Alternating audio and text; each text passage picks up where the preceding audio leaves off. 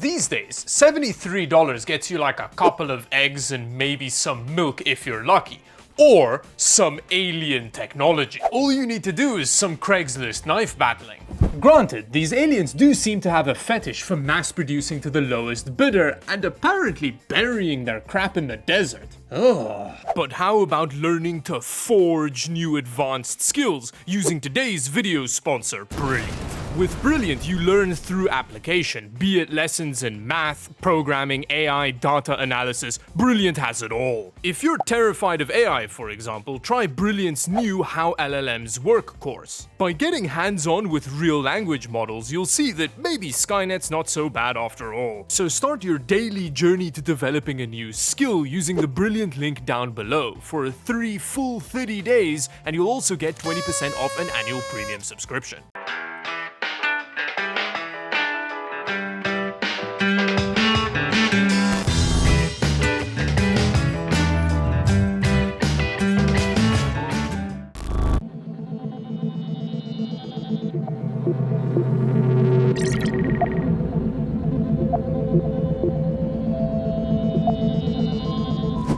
Now, considering the specimen's advanced state of decay, combined with its apparent impact on the local ecosystem, to avoid further contamination, the application of Veleda gloves has been recommended before continuing the autopsy.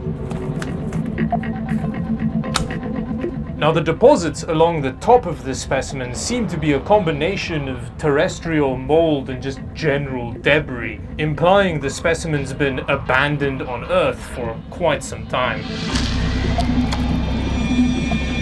When lifting up these gills for either cooling or breathing purposes, the extent of the contamination starts to become clear. On the front of the specimen, below some form of tribal adornment, is a latch which hides means of interfacing with the specimen. Below that is a slot which may act as some form of limited intake, which is also heavily blocked with debris. Around the back is more means of interface. Interface which seems real archaic for something supposedly alien. But to further the autopsy, I think we're going to have to vivisect the specimen. When lifting up this gill, one can easily remove the side. On the inside of this outer protective skin, there are markings, perhaps instructions for repair or a warning. Now, aside from the initial outer protective layer, there is another interior protective layer of low-quality polycarbonate. My God, this is... It's so advanced. I've not seen anything like it in this class before. This must be some form of apex specimen.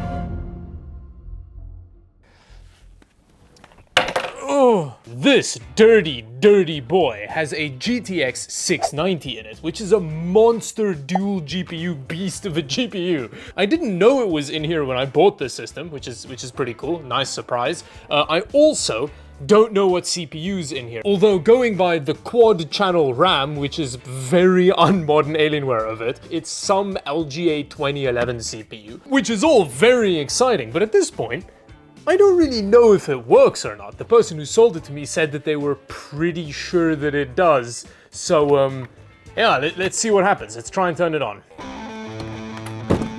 Now, interestingly, in terms of rear I/O, we don't have HDMI on this GTX 690, which is kind of crazy considering that I guess the graphics card's not that old, but it does mean that we're gonna have to use one of these adapters to be able to use it with a modern display. Okay, well, now comes the moment of truth. We need to see if this dumpster baby turns on. Wait, is that all that button does? Is that not the power button? Oh, come on. What? Oh, I guess this is the power button. But apparently that power button wasn't working for some reason, which meant it took me quite some time to figure out how to turn on the Alienware, but eventually once I replugged it in for the 18th time, it just burst to life. Oh. Oh. It's breathing. There's also some lights on under here, and look at that, it posted. I don't think they reinstalled Windows on this system before before selling it on. Is there a password? There is a password though. Yeah, I'm gonna have to reinstall Windows on it because that's a bit of a whoopsie on the seller's part. But while reinstalling Windows, I realized this system still has a boot hard drive in it, which is complete madness. But luckily, after a very painful initial launch process, the system blue screened and corrupted my new Windows install. Oh, that's not a great start. This is not a happy system. So I decided to replace the hard drive with an SSD. Wait, but these caddies don't support an SSD, so that's kind of annoying. I guess I'm gonna have to just push the SSD in there. Apparently the Alienware didn't mind me thumbing in a shorty, cause just like that we had Windows installed on our brand new SSD. Oh, whoa, it's so much faster now. It's crazy how much of a difference an SSD makes over a hard drive. PSA, if you have a hard drive in your system now that you're running Windows on, don't.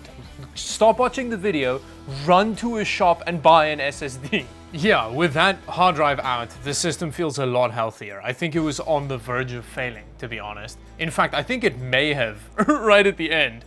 But anyway, let's plug some internet into it so we can set it up and then we can see what CPU we've got. Okay, so it's not nearly as baller as I thought it was, but it's still a 3930K. Got 6 cores, 12 threads. Here is... Oh, it says we're just using 3 out of the 4 slots. So slot 1 is either dead or just not fully seated, so we'll check that out in a second. And then we have our 2 GTX 690s, but it reads twice because it's a dual GPU. So I'm gonna check the RAM quickly, and then we can try a game on it. It was a seating issue. The RAM worked fine. Okay, well, that's not a great start. But despite initially being a downer, the game still launched fine. It's getting hot on the GPU pretty quickly. We haven't even started playing yet, and it's already hovering around 80C. Oh, that's not going great. 30 frames per second at 1080p medium settings is not an impressive result, although we are just using one of our GPUs, so at this point we're essentially just gaming with a single underclocked GTX 680. That really is the problem with multi-GPU setups. Oh wow, the game feels awful, my word. Temperatures are also not doing great, although maybe a repaste will help. I'll give that a try a bit later, because this system doesn't look like it was owned by a repaster. CS2 also mad about our presidential candidate aged graphics card. Very nice. Interestingly, we have a teeny bit of utilization on the second GPU. It's not a whole lot, but there's kind of maybe something happening there. We're also not fully utilizing the other graphics card or the CPU, so I'm thinking we're maybe running into video memory issues here, considering we just have 2 gigs of video memory per GPU. But despite all that, at 1080p low settings, this is a usable result. There's some definite fluctuations going on, but yeah, I would say this is kind of usable. Let's try some Fidelity FX. That has not improved our frame rate, it's just made the game look all Fidelity FX-y. Okay, Cyberpunk is doing about as well as ARM laptop gaming, so that's... I don't know which of the 2 systems should be offended by that. Our graphics card is just continually getting hotter and hotter. And again, with Cyberpunk, the second GPU isn't doing anything. So yeah, this system is not holding up particularly well. And this kind of thing is just such a good example of why dual GPU configurations aren't a thing anymore, is because they're so driver dependent. And then these companies have to keep supporting them and stuff. But maybe some balanced Fidelity FX can save us. Oh, I mean, we can tell by our minimap that game is happening. For some reason, Fidelity FX just breaks Cyberpunk. So I decided to shift over to a game that would still have driver optimization so we can use the full power of our 690. First, I tried GTA 5, which just kept making the system crash. I couldn't get the game to run. But luckily, Shadow of the Tomb Raider worked. Hey, we found a game, look at that. Almost 100% utilization on both GPUs. At 1080p high settings, we are crushing some Rise of the Tomb Raider here. Although it is feeling a little bit micro stuttery, something which people complained about dual GPU setups, and yeah, you can really feel the kind of inconsistent frame pace. It doesn't feel terrible, but for the frame rate, there's a bit of a stutter. But with the 2 GPUs running at full power, we can witness the system in all its majesty. Lots of power happening here, lots of heat as well. Now that the second GPU is doing stuff, the first one has crossed the 90-degree threshold. Ugh. Oops. And then it crashes. Oh no. I died so hard the system crashed. Which was my cue to perform some surgery. After preliminary tests, the subject is responsive yet clearly unwell. I think we're gonna have to try and do some surgical intervention. Although, considering the advanced state of decay, I'm not sure how much we can do for it.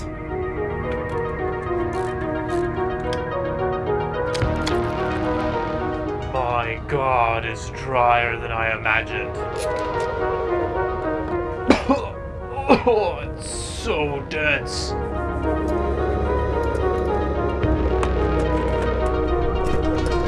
Some of the specimen's internals seem in surprisingly good condition, although an attempt at further investigation will be made.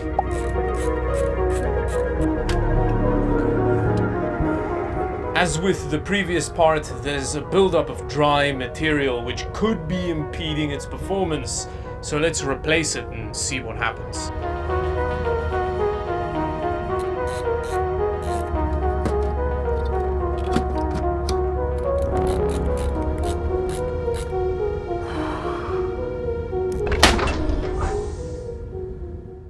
But the initial boot after the surgery didn't go well. The fan on the AIO ramped up to full speed and then the system crashed. After which the system would barely survive the post screen.